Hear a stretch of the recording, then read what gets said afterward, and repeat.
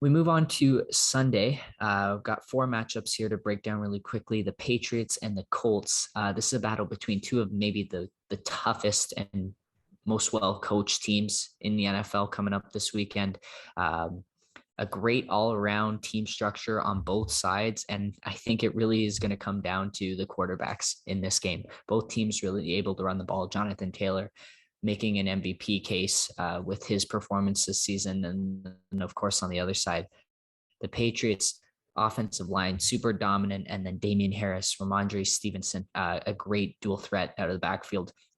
So for this game, it's going to come down to Mac Jones versus Carson Wentz. And the Patriots only threw the ball 3 times 2 weeks ago into the Buffalo Bills. So they really believe in just giving Mac Jones enough, but limiting turnovers however possible. And that's going to be a big thing to come down to here because Carson Wentz loves to turn the ball over at times, and Mac Jones hasn't played in this type of atmosphere yet in the NFL where it's getting close to the end of the season. Each game has even more intensity. The best teams are really starting to rise to the top, and he's going to have to make really good decisions at a high level.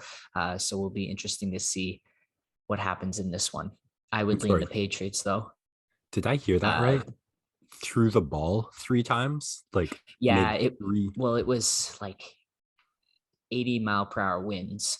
Oh, and they won with only throwing the ball. It was 14-10, the final score against the Buffalo Bills that 2 weeks ago. I don't think we got to break it down, but it was kind of a shocking result. The last time there were 3 passes thrown in an NFL game was like 1991. So that would really be like winning a hockey bizarre game, 1 shot on goal or something. Yeah. Wow. Yeah, this Patriots team is really dominant running the ball, and who's going to turn the ball over the least? Again, cliche, but there's a reason why people say it. It's because it's true. It's almost like the opposite of you miss 100% of the shots you don't take. Right? Yeah, you should have seen that game, Max. There were punts that were just going straight into the air and coming back at the punter. Like it was bizarre. Next game here, we've got the Falcons and the 49ers, 2 teams that people wrote off at the start of the year and somehow are still hanging around that playoff picture. The key team here is San Francisco. They're on an absolute roll, even with injuries, even with different guys in different spots in the offense. They've managed to produce. Deebo Samuel is now like a top 10 fantasy guy in the league with how he's been able to perform. And Brandon Ayuk is a great weapon.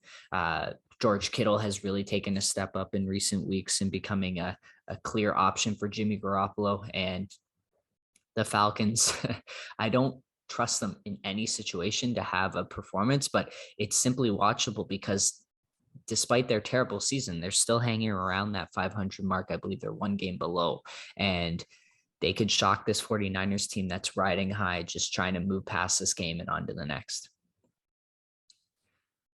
The next game here, once again, AFC North, AFC West. It seems like Cincinnati is often the team involved in these games, but they are playing my Denver Broncos.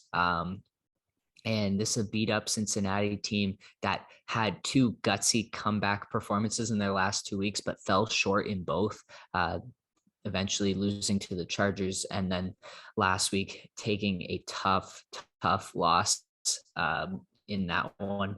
And in this game, with the way that they've been beat up, it's going to be interesting to see if Cincinnati can have success on offense, because this Denver defense, despite how this Denver team has played this year, usually quarterbacks have poor performances against this Denver defense. Vic Fangio knows how to design an offense to just frustrate quarterbacks. And again, Teddy Bridgewater, good at keeping good care of the ball, but this Denver offense needs to control time of possession in order to win this game, because Cincinnati is definitely the more talented team. And with a win, the Broncos could steal this one and jump up to, I believe it would be 9-6, which is a shocking record for them. But hey, they're hanging in there. Yeah. I feel like you haven't been talking about how that metric or the fact that they're above 500 at all on the pod, just trying not to jinx it. Yeah, they've had a couple softies, like Yeah. New York, Detroit were 3 easy wins. But I mean, they have some good wins. This is a team, really, in my opinion, that's just missing a quarterback, and they could instantly vault into the contenders list. But it's just so tough when the ceiling of your team rides on a middle tier quarterback and maybe not the best offensive line either, to keep possession of the ball. So looking forward to that one. Yeah, the Bengals, Ben, they just a couple of really tough losses. They scored a field goal in overtime against the 49ers last week and then gave up the touchdown. You don't see that often in NFL overtimes. The last one here, at the beginning of the season, you would have this one circled as the marquee matchup, the Green Bay Packers and the Baltimore Ravens. But one team rolling in Green Bay with Arizona's loss on Monday to the Rams. They now have a really, really good chance of stealing that #1 seed for the playoffs. And on the other side, the Ravens, again, just a team that has been demolished by injuries. Unsure if Lamar Jackson's going to play in this game.